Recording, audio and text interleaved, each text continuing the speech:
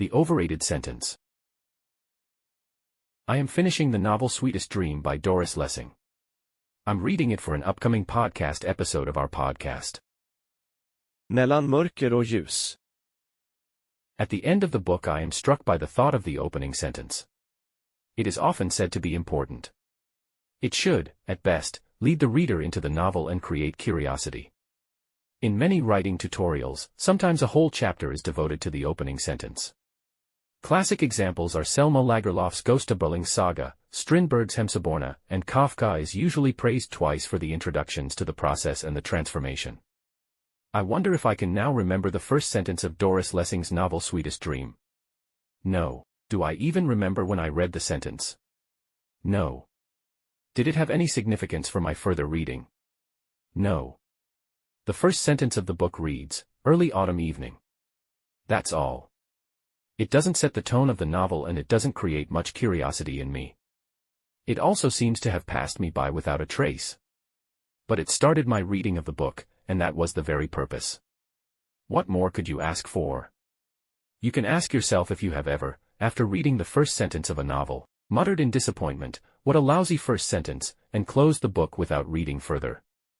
You might also ask yourself if you actually remember a single opening sentence of any novel.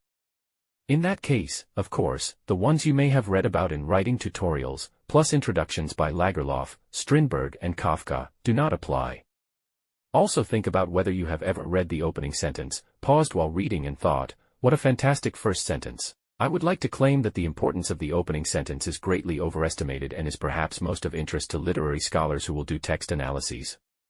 I understand that it can be interesting and important for the analysis. But when someone like me usually reads without the goal of writing a literary analytical essay, I have a hard time seeing its value. Yet it is repeated.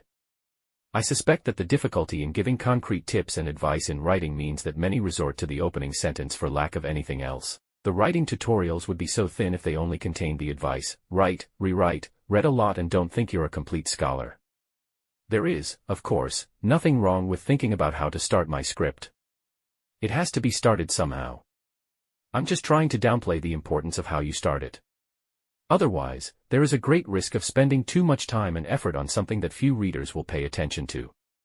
And it's a bit sad when there is usually so much else important in a script to work with. Therefore, I repeat my best writing guide, which I will eventually publish in a very, very thin book. Write, rewrite, read a lot and don't think you're a complete scholar. Mattias is an author and illustrator. We hope you liked this episode. Don't forget to like, comment and subscribe.